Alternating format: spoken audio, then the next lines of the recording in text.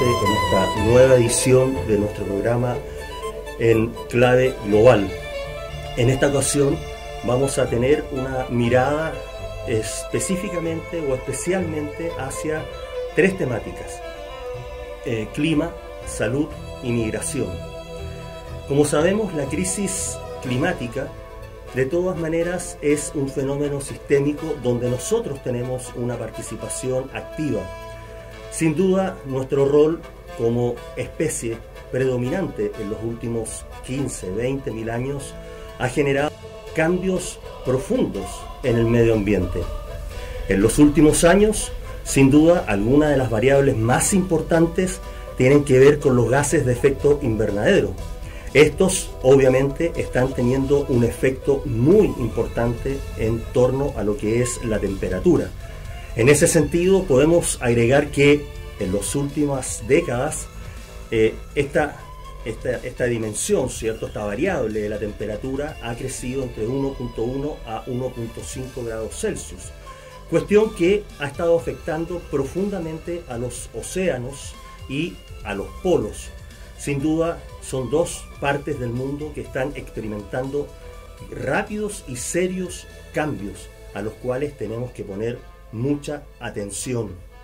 Del mismo modo, precisamente, estos cambios están generando también fenómenos extremos, tales como olas de calor, inundaciones, incendios forestales, sequías, algunas de ellas de carácter prolongadas, huracanes. El punto más importante es que todo esto nos está aproximando a lo que se define como el punto de no retorno. Este punto de no retorno, o el famoso tipping point, que tendrá cierto o se expresará principalmente en problemáticas relacionadas con la desaparición total de los corales alrededor del mundo y también afectaciones extremadamente fuertes en los campos de hielos o en los hielos. Dicho todo esto, quisiera dar algunos datos importantes para percibir y tener conciencia de lo que estamos experimentando y el rol que estamos teniendo nosotros como actores en este proceso de cambio climático. Por ejemplo, según The World Footwear, en 2022 se produjeron aproximadamente 23.9 mil millones de pares de zapatos, es decir, prácticamente 65.5 millones de pares de zapatos por día. Es cierto, en el 2023 esto habría experimentado una reducción, pero más bien marginal, porque si vemos cuántos pares de zapatos por día se produjeron en 2023, este se redujo a solo 61.4 millones de pares de zapatos diarios. También podemos decir, de acuerdo al Global Plastic Outlook de la OECD, que, por ejemplo, la producción de plástico alcanzó 460 millones de toneladas por año. Otro dato preocupante, diría yo, es la producción textil. Por ejemplo, según la United Nations Environment Program, se estima que cada año se generan 92 millones de toneladas de residuos textiles, ropa, telas, fibras. Pero además, según The Boston Consulting Group, en 2024 la ropa desechada alcanzó a los 120 millones de toneladas. En el caso de los alimentos, otra cuestión fundamental también que se ha visto afectada, ¿cierto?, por el cambio climático. Según la FAO, globalmente se pierde o se desperdicia aproximadamente un tercio de los alimentos que se producen, 1.3 mil millones de toneladas. En cuanto a la carne, The Physis Org sostiene que anualmente se desperdician 52.4 millones de toneladas de carne comestible. Y finalmente, en cuanto al agua, la organización de la United Nations Water indica que el estrés hídrico global estaba alrededor de 18.4% en 2008. Para hablar de esto y de otras cuestiones relacionadas a esta situación, tenemos invitado al doctor Joaquín Giovanotti, que es director del Núcleo de Ciencias Sociales y Artes de la Universidad Mayor. Además, él imparte diversos cursos transversales sobre filosofía y epistemología en la ciencia, cambio climático y filosofía de la raza. Es filósofo, trabaja en cuestiones fundamentales de la ciencia y la física, así como en cuestiones éticas relacionadas con la inteligencia artificial. Joaquín obtuvo su doctorado en la Universidad de Glasgow y ha ocupado cargos en Glasgow, Birmingham, la Escuela de Finanzas y Gestión de Frankfurt y la Universidad de Chile. Actualmente, además, es coinvestigador del proyecto Fondesit Regular 1251-294, titulado Modalidad, Modelos y Leyes, las estrategias del modelamiento modal en filosofía. Muy buenos días, profesor, un gusto tenerlo acá. Muchas gracias por haber aceptado nuestra invitación. Muchas gracias por haberme invitado. Bien, quisiera entonces partir, profesor, con la primera pregunta. Te quiero nombrar 3 clásicos de la filosofía griega: Tales de Mileto, Heráclito de Efeso y Aristóteles. El primero postula la importancia del agua en la relación del hombre y la naturaleza, determinando el orden y la racionalidad del ser humano. El segundo reflexiona que el hombre es parte del flujo natural y del cosmos. El tercero conceptualizó que el hombre es un animal racional, donde la razón le permite ser parte de la naturaleza.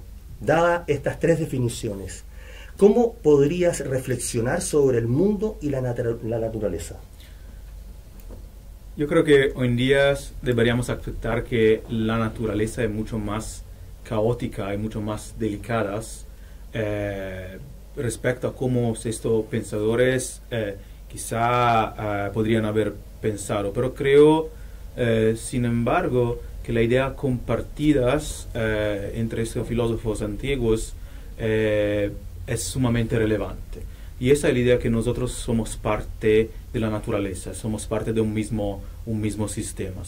Ahora, yo creo que si creemos que somos animales racionales, como según Aristóteles, por ejemplo, la misma racionalidad debería impulsarnos a cuidar y proteger el medio ambiente y desarrollar una actitud un poco más crítica respecto a nuestro impacto medioambiental.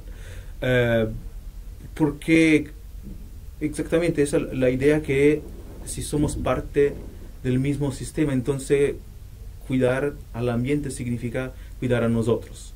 Entonces eso creo que es súper importante. Pero sí, yo tengo algunas dudas respecto a la racionalidad humanas respecto a este punto, pero creo que lo vamos a conversar más adelante. Pero sí, esa idea muy antigua todavía permanece, y creo que hoy día es sumamente relevante. Somos parte del mismo sistema. Entonces, si queremos priorizar nosotros como especies, es necesario y esencial cuidar y proteger el medio ambiente. Otro importante pensador es René Descartes e Immanuel Kant. En esencia, Descartes definió al hombre en una tensión entre el ser pensante y material, donde el hombre tendría una posición superior al sistema de la naturaleza. Por su parte, Kant argumentó que la naturaleza se desarrolla por las leyes claras y necesarias, mientras que es libre gracias a su moral, el hombre, ¿no?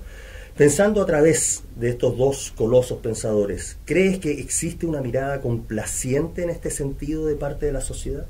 Sí, yo creo que estos 2 filósofos, de alguna forma, con sus diferencias, han encarnado este espíritu de superioridad o de alguna forma de autonomía especial de los seres humanos respecto a la naturaleza. Yo creo que sin duda esta idea, ese espíritu todavía existe en nuestra sociedad y se ve justificado o respaldados considerando los sorprendentes avances tecnológicos que hemos desarrollado a partir de la época de Descartes y Kant, por ejemplo. Pero yo creo que el mismo conocimiento y progresos científicos que han permitido estos avances tecnológicos deberían impulsarnos a reflexionar más respecto a la complejidad y la fragilidad de la naturaleza. Entonces yo creo que nuestro lugar en la naturaleza debería ser mucho más modesto a partir de ese mismo conocimiento científico que ha permitido generar estos avances. Y creo que es importante resistir este sentimiento de superioridad. En particular, hoy en día podemos observar cómo el debate respecto a cuestiones medioambientales es fuertemente polarizado. Entonces es importante desarrollar una postura críticas, pero fundadas en el conocimiento científico, en las evidencias que tenemos. Y eso, ¿qué significa? Significa resistir o repensar este espíritu de superioridad respecto a la naturaleza. En ese sentido, escuchándote, me surge una tensión. Conocimiento versus naturaleza. ¿Cómo podríamos reflexionar sobre estos dos conceptos? Porque en esencia entiendo que nuestra lógica es incrementar permanente y constantemente nuestro conocimiento. Sin embargo, ese proceso nos ha llevado a un momento crítico en relación con aquello que nos permite precisamente sobrevivir. En la medida que no podamos sobrevivir, no podremos finalmente generar conocimiento. Y sin embargo, el conocimiento nos da o nos permite entender lo que estamos haciendo con el medio ambiente y pareciera ser que no reaccionamos. Sí, allá creo que el gran desafío del debate acerca de qué podemos hacer para mitigar los efectos negativos del cambio climático, nuestro impacto medioambiental. Y yo no tengo una respuesta en el sentido que en parte creo que este sentimiento de dominación, de superioridad humana es muy intrínseco, muy interno respecto a ser humano mismo. Pero tampoco creo que tenemos una tendencia a dominar la naturaleza. Claramente hemos visto manifestaciones de esa ideas a lo largo de la historia, pero de otro lado ya hay ejemplos de formas de vivir con más armonía con el medio ambiente. Entonces eso significa que también somos capaces como especies de desarrollar maneras menos impactantes, en término negativo, con la naturaleza. Yo creo que hoy en día el conocimiento y la búsqueda de conocimiento nunca es desvinculada respecto a cuestiones sociales, por ejemplo, cuestiones políticas o cuestiones éticas también. Entonces la idea misma, y esa es mi hipótesis, la idea misma que simplemente necesitamos aumentar el conocimiento y descuidarnos de consecuencias que podemos generar en la búsqueda de esos conocimientos, es una postura ideológica. Y entonces la pregunta, el desafío es buscar alternativas a esos modelos, a esta ideología, que no significa rechazar la idea que es importante generar conocimiento. Yo creo que existe una alternativa donde el mismo conocimiento nos permitiría alcanzar o diseñar o lograr una forma de coexistir con el medio ambiente más justa en términos medioambiental, menos impactante. Y yo soy moderadamente optimista al respecto, entonces creo que podemos lograrlo. Ok. También, siguiendo con grandes pensadores, ¿crees que Alexander von Humboldt es el primer momento en el que se produce un cambio paradigmático? Es decir, con él, ¿no? Eso quiero decir, con él pareciera ser que se produce este cambio paradigmático del cual estamos hablando. Te lo pregunto desde que precisamente este autor promovió la idea que el ser humano no debía dominar a la naturaleza, sino que comprenderla. ¿Crees que es factible que se pueda promover esta visión? ¿Podemos construir un relato o podemos construir un paradigma? Hemos visto que hay actores que se han dedicado a intentar realizar este proceso, pero desde mi perspectiva con poco éxito. Yo creo que es necesario promover esta actitud respecto a nuestra relación con la naturaleza, en particular respecto al cambio climático y sus efectos. Creo que todavía estamos en caminos respecto al objetivo de desarrollar formas alternativas de construir nuestra sociedad, construir nuestra relación con la naturaleza, pero es súper importante seguir con ese cambio de paradigma. Yo creo que todavía estamos en una etapa de nuestro conocimiento respecto al cambio climático donde todavía existen muchas dudas, muchas incertidumbres. Por ejemplo, hay un debate muy interesante, muy complejo respecto a cómo podemos interpretar los modelos climáticos. También hay debate dentro de la comunidad científica que está de acuerdo, es importante enfatizarlo, yo creo que está de acuerdo que las actividades humanas tienen un impacto antropogénico, entonces aumentan la temperatura global, aumenta el calentamiento y eso está vinculado con un aumento de patrones de eventos atmosféricos extremos. Eso no hay duda respecto a eso, pero hay muchas dudas respecto a cuáles son, por ejemplo, las variables, cuáles son los modelos, en qué sentido esos modelos pueden generar predicciones, dada la magnitud del fenómeno del cambio climático, y también el hecho que nosotros hemos observado un aumento de las temperaturas cuando la tecnología no estaba tan desarrollada como ahora. Entonces también hay problemas técnicos ya. Pero eso no significa entonces que no tenemos evidencia científica o que no es justificado confiar en la evidencia científica que tenemos. Esa es una actitud bastante negacionista. Yo creo que el cambio de paradigma impulsado por von Humboldt es importante en ese sentido porque significa aceptar que hay muchas cosas que todavía no comprendemos muchos respecto al cambio climático. Entonces la reacción sería, no, hacemos mejor ciencias, conversamos más, tomamos una perspectiva interdisciplinar respecto a todos esos problemas. Por ejemplo, como mencionaste en la muy generosa introducción, yo ahora estoy trabajando en filosofía de la ciencia relacionada a los modelos científicos y modelos en filosofía. Bueno, yo creo que la filosofía puede contribuir de una manera muy fructífera respecto a todas una serie de preguntas que son sobre cómo interpretamos los modelos climáticos. Luego, ¿cuáles decisiones vamos a tomar? ¿Cómo la implementamos en la sociedad? Claro, eso necesitamos una conversación más democrática con actores de la industria, por ejemplo, actores de los gobiernos, ciudadanías y cosas de ese estilo. Pero yo creo que hoy en día es súper importante aceptar que la actitud debe ser no una actitud de dominación de la naturaleza, no de control, tampoco de control del cambio climático. Ya noticia recién que según algunos estudios ya hemos superado el punto de no retorno en algunos casos. Así que ahora yo creo que necesitamos buscar estrategias de mitigación y esas se deben fundamentar con un espíritu de comprensión, de querer comprender, cómo funciona eso, qué puedo hacer. Hablaste de la filosofía.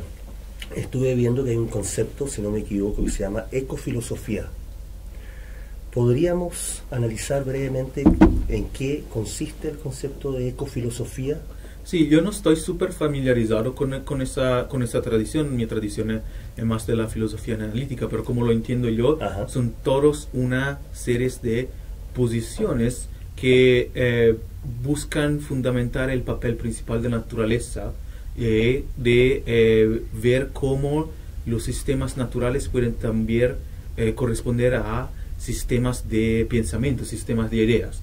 Entonces, en general, la ecofilosofía tiene una mirada crítica y ética respecto a nuestra relación con el medio ambiente, tomando inspiración a partir de la naturaleza misma. Entonces, veamos cómo funcionan los sistemas naturales, intentamos replicarlos considerando que nosotros mismos somos parte de esos sistemas naturales. Entonces, yo creo que por allá hay algunas ideas muy interesantes. Como mencionaste tú en una de las preguntas anteriores, creo que el problema más grande, los desafíos que los ecofilósofos, pero también los activistas medioambientales deberían considerar es estrategias de comunicación.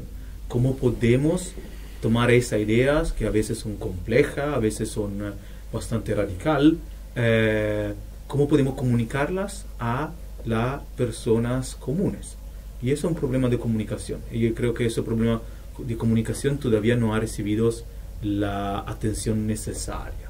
Y por eso, lamentablemente, esto permite o sustenta la polarización del debate. ¿Ya? Yo creo que ahora también un otro problema no es tanto acordarnos respecto a la evidencia científica, el problema más grande es, ¿cómo podemos presentar algunas estrategias de mitigación en un contexto extremadamente polarizado?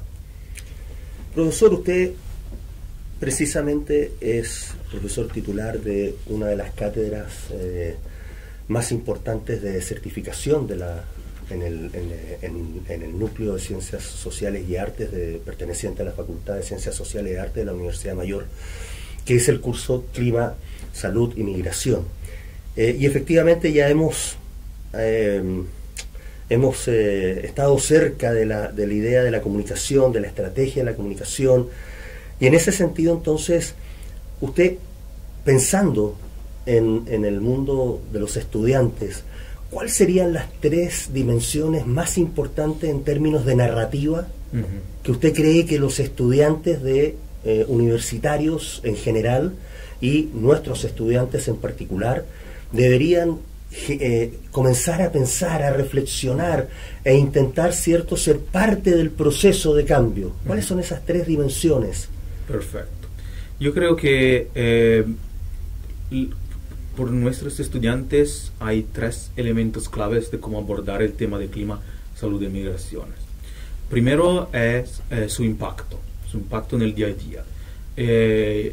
Hay entonces cercanía del problema. Eso es una primera narrativa que creo importante enfatizar, que no estamos hablando de problemas muy lejanos, no estamos hablando de problemas abstractos, no estamos hablando de problemas del primer mundo. Estamos hablando de problemas que también existen a nivel nacional, a nivel regional, a nivel de la comunidad propia de nuestros estudiantes, que son estudiantes que también pertenecen a distintas comunidades, entonces también son sujetas a distintas realidades medioambientales.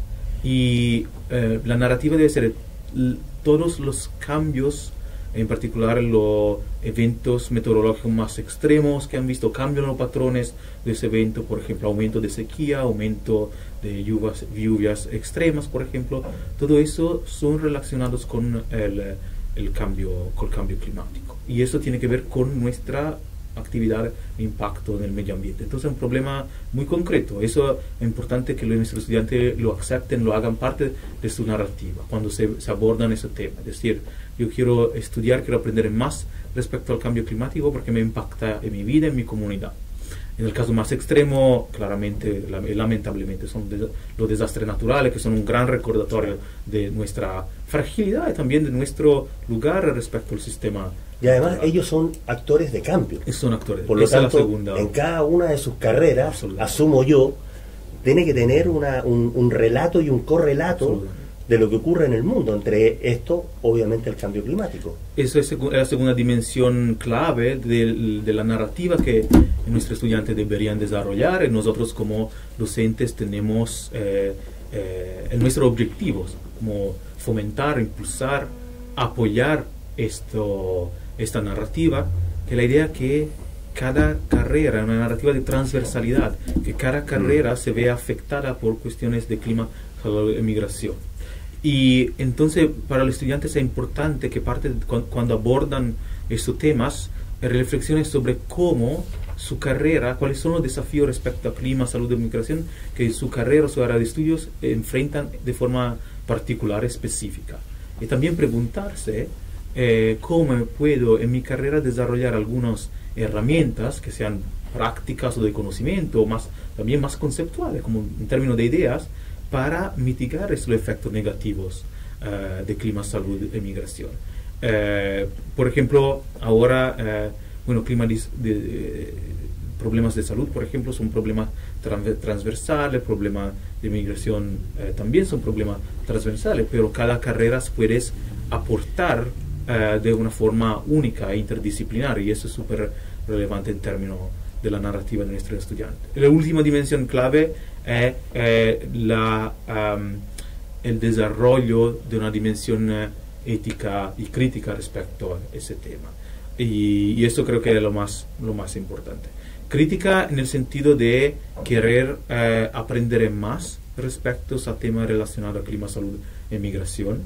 En particular, considerando que toda la información que circula, que está vinculada a clima, salud e migración, siempre está transmitida en un ambiente súper polarizado. Eso lo se ve con algunos políticos, lo se ve que en el momento que el debate parece ser una guerra cultural entre una posición negacionista y una posición ambientalista, y entonces es súper importante desarrollar un aspecto crítico y desarrollar tus propias ideas respecto, cuáles son los datos, cuáles son las estrategias que funcionan, cuál es mi idea respecto a esa estrategia, y eso es un trabajo crítico que deberían hacer los estudiantes.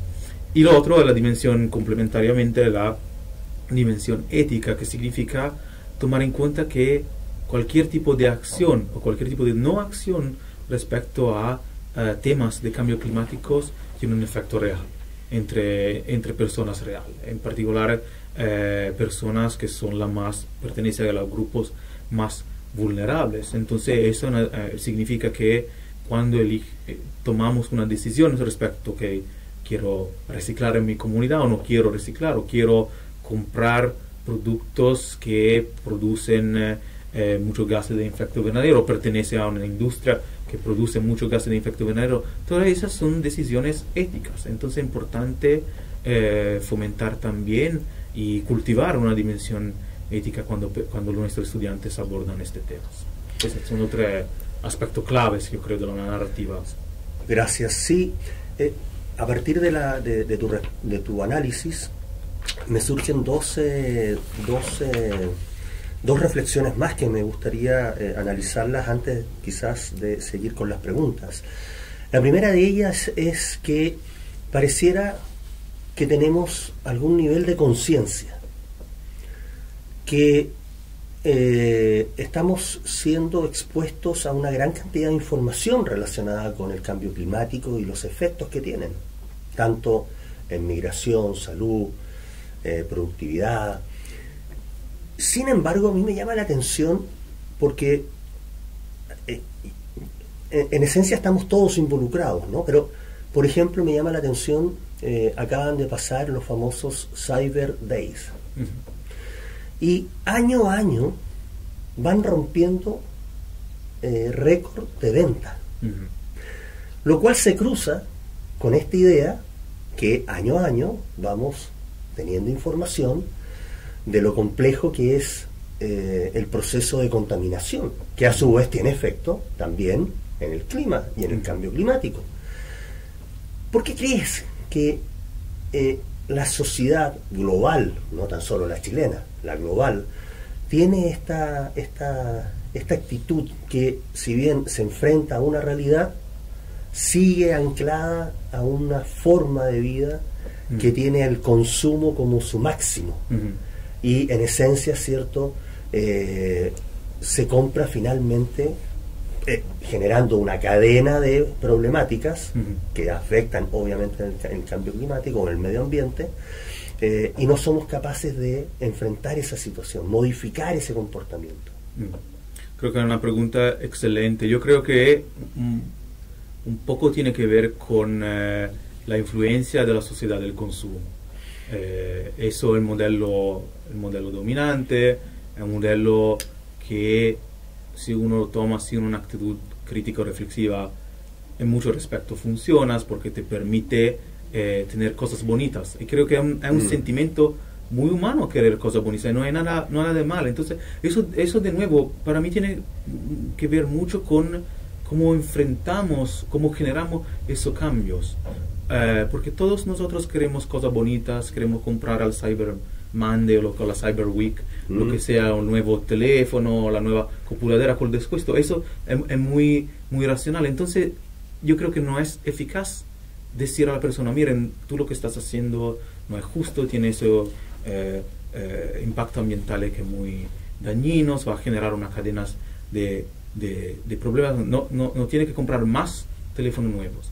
Eso yo creo que es correcto, porque como mencionaste tú, existe esa cadena y hay evidencia respecto a la existencia de una cadena causal sobre cómo el aumento de algún tipo de productos que genera ese impacto medioambiental. Eso está súper bien fundamentado en la ciencia. Pero es un problema psicológico, es más que todavía nosotros queremos comprar cosas. Entonces yo creo que allá, para generar ese tipo de cambio, necesitamos pensar una estrategia argumentativas y un modelo de consumo que sean más sustentables, fundados en sostenibilidad. Y en ese sentido yo creo que acá claramente se encuentra mucho desafío, porque estas posiciones todavía no son las posiciones dominantes. Entonces yo creo que lo importante es intentar convencer las personas comunes, pero también actores claves en la industria de los gobiernos, que hay modelos de alternativo que pueden generar productos materiales, entonces que todavía te permiten de comprar las cosas que tú quieres, pero que tienes un menor impacto medioambiental. Y eso creo que va a ser mucho más eficaz como estrategia, más que incriminar esta iniciativa. Porque eso yo creo que no va a funcionar, porque ya tenemos suficiente evidencia que toda esta crítica existe desde varias décadas, y todavía estamos siguiendo con un aumento de esta sociedad del consumo. Entonces eso para mí significa que necesitamos repensar un poco nuestra estrategia de cómo lo abordamos. Y un otro, claro, yo creo que un otro problema relacionado tiene que ver con la psicología humana, que nosotros somos muy resistentes al cambio. Entonces vivamos ya con nuestras comunidades y no queremos cambiar. Eso también es un factor que necesitamos integrar en nuestra estrategia de mitigación. Más que eso, yo creo que el cambio es posible, pero el desafío es buscar cómo implementar. Porque yo creo que hoy en día estamos de acuerdo que es necesario cambiar ese modelo, que ese modelo no tiene ningún criterio de sostenibilidad y va a generar problemas. Mientras te escuchaba, quiero recomendar no tan solo a nuestros estudiantes, sino que a quienes vean este podcast. Hay un documental muy interesante de 2024 que se llama Buy Now, The Shopping Conspiracy. No sé si lo viste. Y es muy interesante porque en esencia da cuenta de lo que estás reflexionando, sobre todo esta idea de la tensión ética entre el sector empresarial y tecnológico con este concepto, cierto, de la obsolescencia programada. Entonces, creo que es una pregunta es una reflexión que tú has estado permanentemente haciéndola ver, pero no la hemos profundizado. ¿Cuál es el rol también entonces del sector productivo, entendido como el empresarial, el tecnológico, el de ciencia, ¿cierto?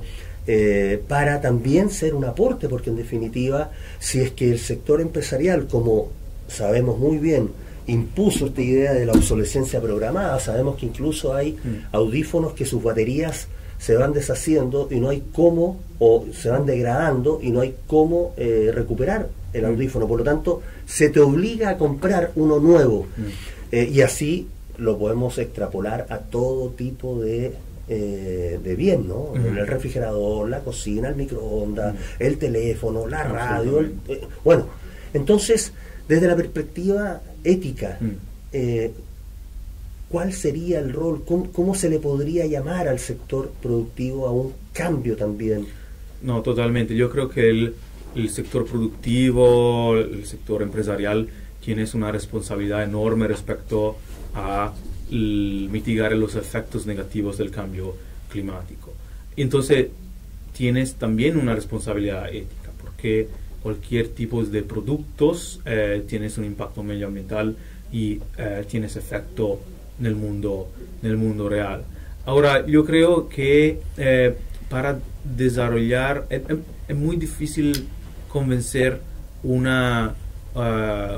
sector industrial o una empresa que está generando profitos a desarrollar una dimensión ética si el desempeño de esa dimensión ética no generamos profito. Lamentablemente, en esto yo creo soy bastante pesimista en el sentido que cualquier tipo de argumentación ética que quiere ser eficaz en el mundo empresarial respecto a problemas relacionados al impacto medioambiental necesita ser respaldada por evidencia económica. Entonces allá yo creo que la empresa, el sector, ya tienes una responsabilidad moral respecto a cuidar el medio ambiente, a mitigar los efectos del cambio climático. Entonces eso es una parte. Pero la otra parte es cómo podemos convencer a ese sector a tomar seriamente en consideración esa dimensión ética. Y yo creo ya la estrategia de mostrar que modelos de producción más verde, para así decirlo, también generan profitos, también pueden generar consumos. Y eso va a ser mucho más eficaz. Que no es decir que sería mejor buscar una alternativa mucho más radical respecto a la sociedad del consumo. Pero siendo bastante pesimista respecto a ese tipo de cambios radicales, yo creo que empezamos con cambios menores, mostrando que también existen formas de producciones que permiten generar profitos. Hay muchos datos a partir de la economía verdes, por ejemplo, que sugiere que adoptar medidas sostenibles puede generar ese profito y convencer el mundo empresarial que esa es la dirección si todavía ellos quieren mantener el profito como su guía principal respecto a su actuar en el mundo. Eso creo que es mucho más eficaz, pero no significa... Yo creo que hay un error en el pensar que las empresas no están también vinculadas a alguna responsabilidad moral. El problema, creo, es buscar también maneras de hacer sentir culpable moralmente la empresa en ese sentido. Y acá es donde importante, no puede ser el individuo a tener esa responsabilidad. Yo creo que, por ejemplo, los gobiernos o las organizaciones internacionales, allá tienes algunos poderes para de alguna forma legislar o regulamentar desde un punto de vista ético la producción industrial, la empresa en ese sentido. Es interesante ese punto del rol de los individuos, ¿no? Porque en esencia yo diría que las últimas décadas el sector productivo ha tendido a traspasar a la sociedad la responsabilidad de los cambios, cuando en realidad comparto contigo la idea en que en definitiva debería ser el sector productivo el que inicie el proceso de los cambios, ¿no? Dicho aquello, también me gustaría preguntarte cómo ves tú el rol político. Y te lo pregunto porque estaba leyendo hace pocos días esta toma de decisión de la Unión Europea, en la cual impone a empresas empresas que distribuyen, ¿cierto?, productos producidos en distintos lugares del mundo, como por ejemplo Temu y Chain, ha determinado que estas empresas deben demostrar de a dónde vienen los productos, especialmente los textiles, y si estos productos han tenido un proceso de recycling, ¿no? de reciclar, y qué porcentaje también. Desde esa perspectiva, ¿crees que es necesario también que los políticos tengan un rol activo y entiendan que también parte de ellos los cambios, imponiendo ciertas reglas? Sí, yo creo que también como el mundo empresarial o el sector productivo, el mundo político y la política en general, el otro actor clave en la búsqueda de estrategias eficaces de mitigación respecto al impacto medioambiental. Lamentablemente, de nuevo, yo creo que hay algunas consideraciones éticas que son universales respecto a nuestra obligación a generar o mitigar nuestros impactos negativos en el medio ambiente. Entonces también el mundo político no está desvinculado respecto a consideraciones éticas de ese tipo. Pero de nuevo, el problema, yo creo que hay un problema de comunicación respecto a mostrar cómo algunos objetivos políticos o la cosa que los políticos desean, que sean, no sé, ganar elecciones o, no sé, tomar asiento en el gobierno o lo que sea, se pueden obtener a través de una estrategia ética acerca de problemas medioambientales. Y eso de nuevo es súper importante, pero claramente las políticas tienen la capacidad de poder introducir reglas y restricciones, en poner algunos límites respecto a cómo el mundo del sector productivo, el mundo empresarial impacta el medio ambiente. Entonces es súper importante que el mundo de la política tome en consideración su poder, un poder que soltanto la política tiene, que el mundo empresarial no tiene. Y acá es donde quiero conectarme de nuevo con esa idea que estamos en una situación extremadamente polarizada. De nuevo mostrar cómo hoy en día hay grupos políticos que rechazan la idea de buscar un modelo más sustentable desde el punto de vista medioambiental. ¿Okay? Entonces es importante que quien quiere oponerse a esa idea, quien tiene una sensibilidad respecto a los problemas del cambio climático, también busque estrategias políticas para resistir esa tendencia que podemos ver hoy en día en la política a nivel nacional, global, en muchos países. Y aquí existe una clara arquitectura del medio ambiente en el sistema internacional. Tenemos, cierto, el Tratado de París o el Acuerdo de París, tenemos las reuniones COP. Desde esa perspectiva, ¿tú sientes que esta arquitectura internacional del medio ambiente es suficientemente robusta para lograr el cambio al cual hemos estado reflexionando todo este tiempo?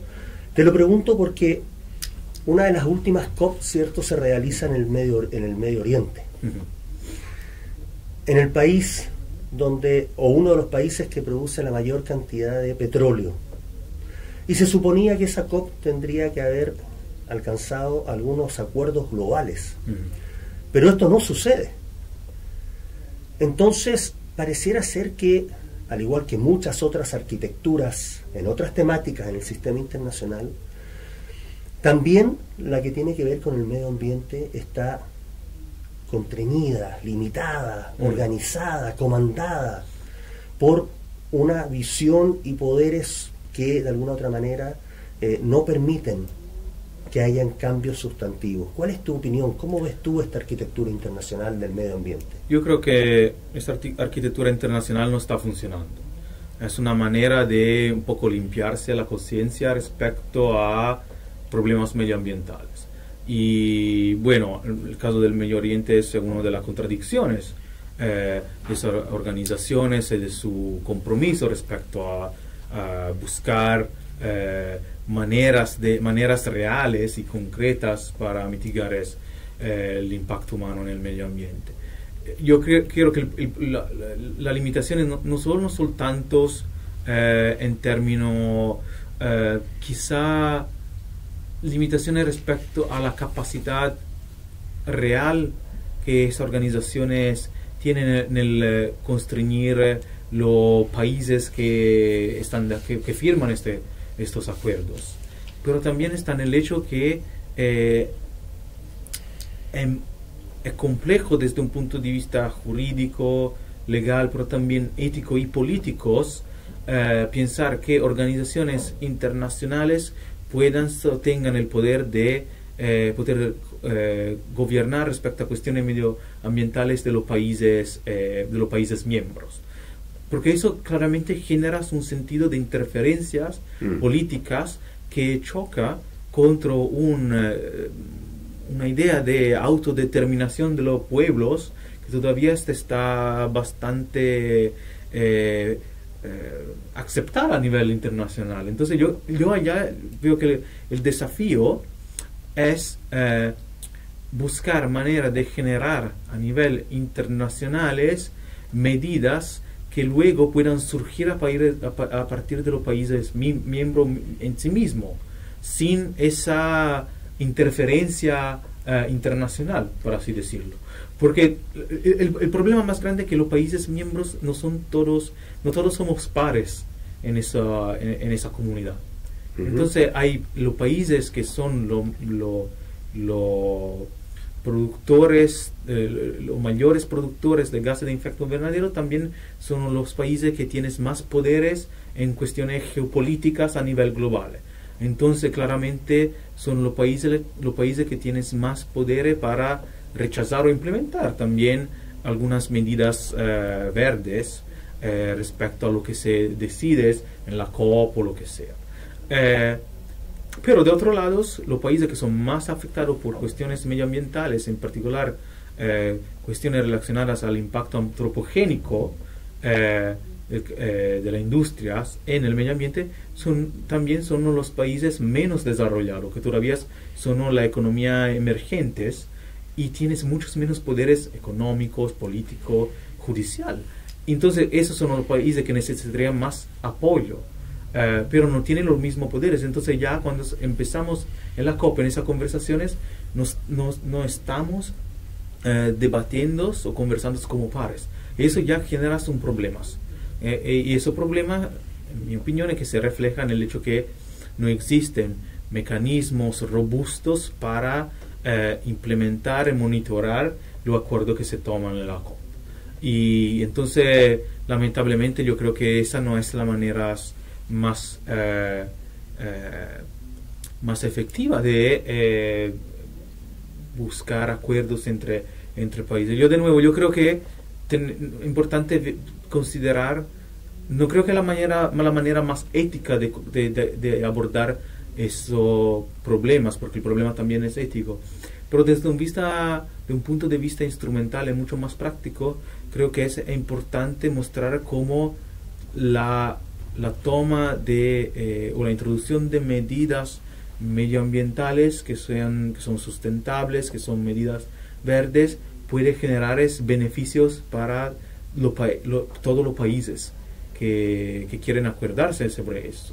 Entonces mostrar cómo sí, en un país o potencias del norte global puede beneficiar en el reducir su impacto o puede beneficiar de tomar acuerdo con los países que todavía se están desarrollando en términos del sector productivo, si, no sé,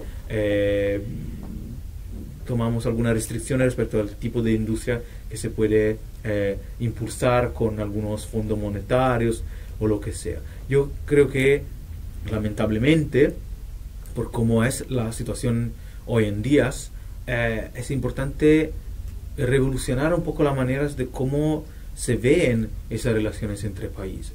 Y eso, ¿por qué adoptar un cambio una perspectiva tan instrumental que uno podría objetar y decir, bueno, pero nos hemos conversado hasta ahora que el problema del cambio climático es también un problema ético, un problema cultural también, absolutamente.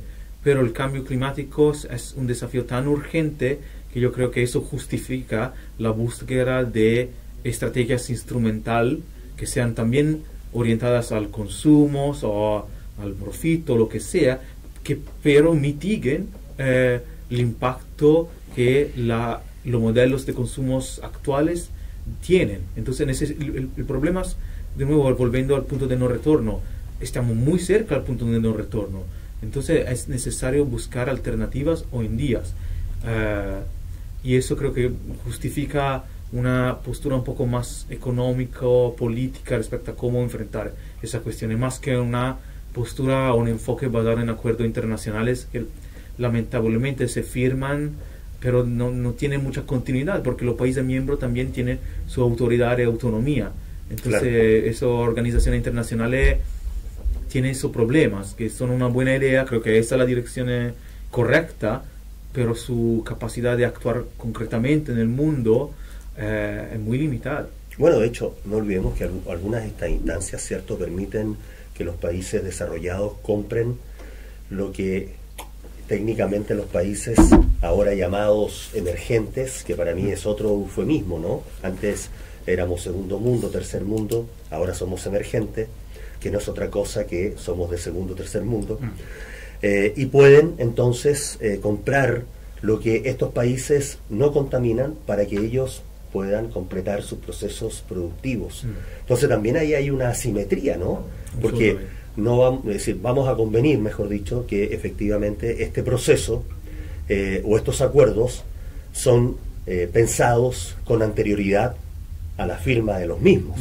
Es decir, claramente hay ahí un control y un dominio de lo que tú llamas, ¿cierto?, los países desarrollados, sabiendo lo que necesitan, lo que esperan y lo que requieren de estos países que ahora somos llamados emergentes, y que a su vez la lógica de la emergencia hace una relación con la disparidad en términos de participación en el mundo, ¿no? Sí. Pero bueno, profesor, nos va quedando tiempo para una pregunta más, y quisiera reflexionar desde dos corrientes, la realista y la positivista. Desde esa perspectiva hay 5 momentos en los cuales la Tierra ha experimentado